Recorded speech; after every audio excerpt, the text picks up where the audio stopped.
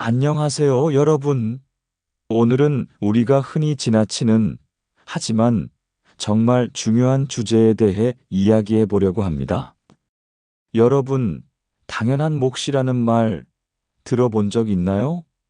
우리가 마땅히 누려야 할 것들이 왜 욕심처럼 느껴지는 걸까요? 이 질문은 단순한 호기심에서 시작된 것이 아닙니다. 오늘은 성경의 여호수아 17장을 통해 이 물음을 깊이 파헤쳐 보겠습니다. 여러분, 땅 분배 과정에서 우리는 사탄의 그림자와 마주하게 됩니다. 오늘의 묵상에서는 므낫세 지파의 믿음 부족이 드러나는 모습이 등장해요. 과거에 갈렙은 힘을 모아 헤브론과 드비를 정복했지만 오늘 므낫세의 후손들은 에브라임보다 더 믿음이 없는 모습을 보여주고 있죠. 유다 자손은 여부스 사람을 쫓아내지 못하고 에브라임은 가나안 사람을 종으로 만들며 안주하고 있습니다. 이런 모습들 속에서 우리는 그들이 왜 당연한 몫을 요구하기보다 욕심으로 변해버리는지 그 이유를 찾을 수 있습니다.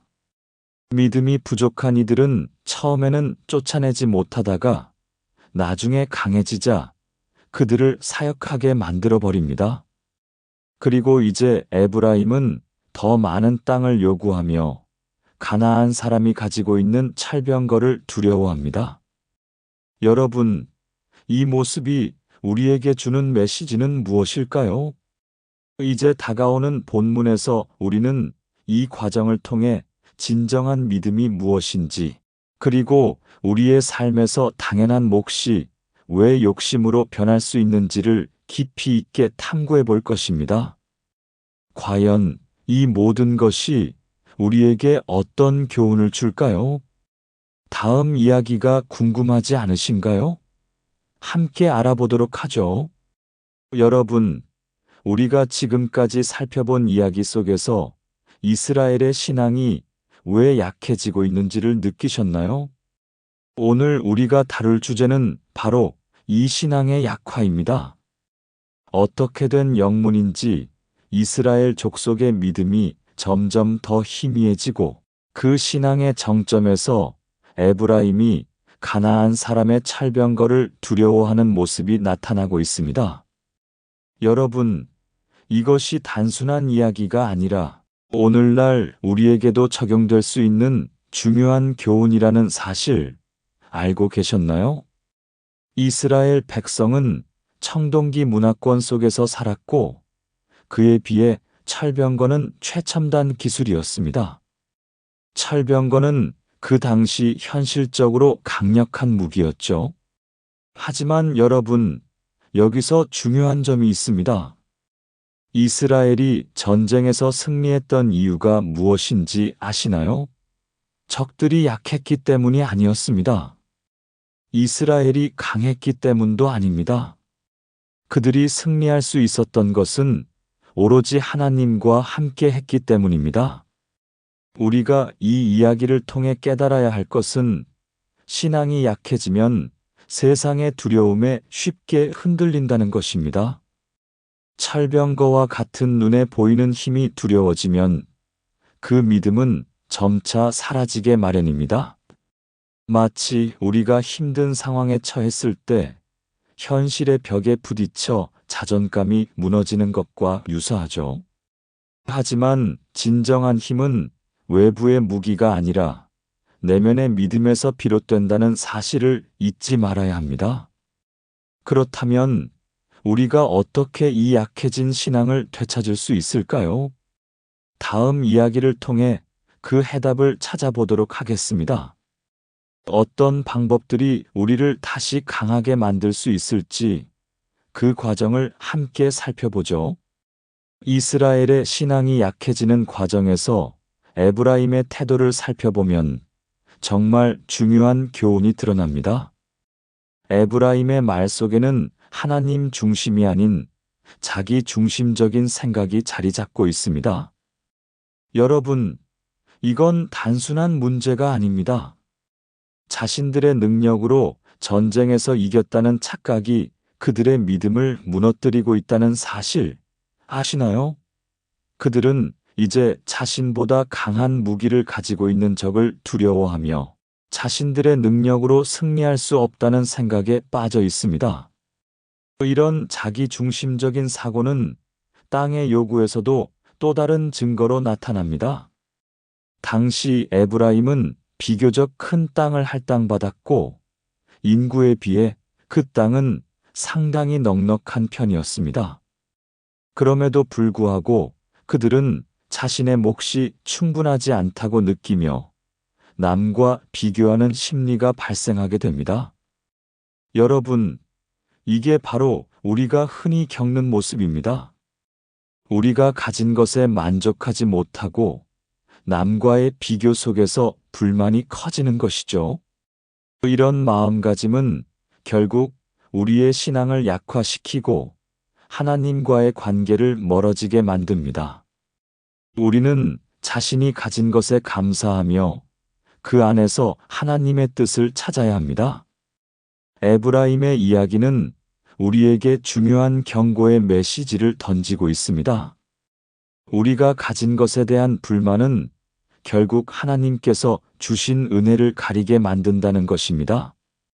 그렇다면 우리는 어떻게 이 자기중심적인 사고에서 벗어나 진정한 믿음을 회복할 수 있을까요? 다음 이야기를 통해 그 해답을 함께 찾아보도록 하겠습니다. 이 여정에서 우리가 배울 수 있는 소중한 교훈이 여러분을 기다리고 있습니다. 이스라엘의 신앙이 약해지는 현상 속에서 우리는 비교 심리가 어떻게 작용하는지를 깊이 살펴볼 필요가 있습니다. 여러분, 비교 심리라는 것은 단순히 많고 적음을 이야기하는 것이 아닙니다. 그것은 우리 마음속에 자리 잡은 불만의 씨앗과도 같습니다. 에브라임과 므낫세가 받은 땅은 이미 충분했지만 그들은 여전히 부족하다고 느끼고 있습니다. 왜냐고요? 그들은 지파의 수대로 제비 뽑기로 땅을 가져간다고 생각했기 때문입니다. 여러분, 이게 바로 문제입니다. 이미 충분히 가진 것에도 불구하고 다른 지파들과 비교하며 자신들이 기회를 덜 받았다고 생각하는 것이죠. 만약 다른 지파들도 두 지파로 나뉘어 1번씩 기회를 받았다면 불평이 없었을 것입니다. 하지만 그들은 요셉 지파로서 축복을 받았고 두 지파가 되었다는 사실을 잊고 있는 거죠. 이처럼 자기중심적인 관점은 비합리적인 욕심을 불러일으킵니다. 그들은 본질적인 땅의 분배를 생각하지 않고 단순히 1지파당 1번의 기회를 명분으로 더 많이 요구하고 있는 것입니다. 이것은 결국 믿음의 본질을 흐리게 만들고 하나님과의 관계를 약화시키는 원인이 됩니다. 그렇다면 우리는 이 비교 심리에서 벗어나기 위해 무엇을 해야 할까요? 다음 이야기를 통해 그 해답을 찾아보겠습니다. 여러분이 경험할 수 있는 진정한 변화가 바로 그곳에 숨겨져 있습니다. 에브라임과 므낫세의 모습은 사실 우리 주변에서도 쉽게 찾아볼 수 있는 모습입니다. 여러분, 한번 생각해 보세요. 우리는 정당한 명분이 있다면 가진 것의 충분함을 고려하지 않고 더 요구하는 것을 당연하게 여기곤 합니다. 이건 마치 우리가 배부른 상태에서도 나는 더 먹고 싶어 라고 외치는 것과 같습니다. 주변 사람들도 그 요청을 정당하다고 느끼기 때문에 반대할 수는 없지만 이상하게 불편한 기분이 드는 건 왜일까요? 그 이유는 간단합니다. 아무리 정당한 요청이라고 해도 그 이면에는 욕심이 자리 잡고 있기 때문입니다. 여러분, 욕심은 마치 도넛의 구멍처럼 겉으로는 보기 좋지만 그 안에는 비어있는 공간이 존재하는 것과 같습니다. 우리는 세속적인 관점과 기준으로 내 것을 챙기려는 마음을 내려놓아야 합니다. 정확히 말하자면 본질적으로 건강한 소유관념을 가져야 한다는 것입니다. 단순한 계산법이나 이익을 넘어서 더 깊은 의미를 찾아야 합니다. 이것은 이타심을 포함하여 지혜를 발휘하는 데도 큰 도움이 됩니다. 그렇다면 우리가 어떻게 건강한 소유관념을 갖고 욕심을 내려놓을 수 있을까요? 다음 이야기에서는 그 방법을 함께 탐구해 보겠습니다. 여러분이 찾고 있는 답이 그곳에 숨겨져 있습니다. 혹자는 이렇게 반문할지도 모릅니다. 왜 더 가질 수 있는데 포기해야 하냐? 하지만 여러분, 이런 생각은 결국 우리 모두를 파괴하는 길로 이어집니다. 정당한 명분의 탈을 쓴 욕심은 주변 사람들에게도 쉽게 전염됩니다. 마치 전염병처럼 한 사람의 욕심이 다른 사람에게로 옮겨가는 것입니다. 결국 주변 사람들 역시 정당한 명분만 생기면 욕심을 챙기려고 할 것입니다. 심지어 욕심을 위해서 정당한 명분을 새롭게 만들어낼 수도 있습니다. 이건 마치 게임에서 규칙을 자기 마음대로 바꾸는 것과 같습니다. 처음에는 작은 이익을 위해 시작했지만 나중에는 그 규칙이 모든 것을 흔들 수 있는 결과를 초래하죠. 그럼에도 불구하고 여호수아는 현명한 리더십을 보여줍니다. 그는 이들의 욕심을 탓하기보다는 그에 따른 적절한 조치를 취합니다. 여러분, 이는 단순히 문제를 피하는 것이 아닙니다. 그는 용기를 북돋아주고 권면을 통해 이끌어가고 있는 것입니다. 이렇듯 진정한 리더는 욕심에 휘둘리지 않고 상황을 현명하게 판단하여 사람들을 올바른 방향으로 이끌어갑니다. 그렇다면 우리는 어떻게 이와 같은 리더십을 우리 삶에 적용할 수 있을까요? 다음 이야기에서는 그 방법과 함께 우리가 배워야 할 중요한 교훈을 살펴보겠습니다. 여러분이 상상조차 못했던 통찰이 그곳에 숨어 있습니다.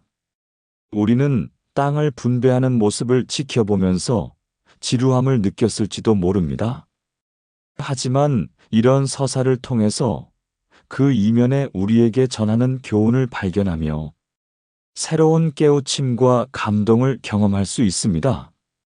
성경의 말씀 하나하나를 겸손한 자세로 신중하게 읽어야 하는 이유가 바로 여기에 있습니다. 오늘과 같이 예상치 못한 발견을 통해 하나님의 은혜로운 가르침을 깨달을 수 있게 됩니다. 이 과정에서 우리는 당연하게 여겼던 욕심을 넘어서 모두가 상생할 수 있는 지혜를 얻게 될 것입니다. 여러분, 이것이 바로 우리의 신앙생활에서 중요한 점입니다. 우리는 나의 욕심을 먼저 생각하기보다는 하나님과 공동체를 먼저 떠올리는 삶을 살아야 합니다. 이제 말씀을 정리하면서 기도로 마무리하겠습니다.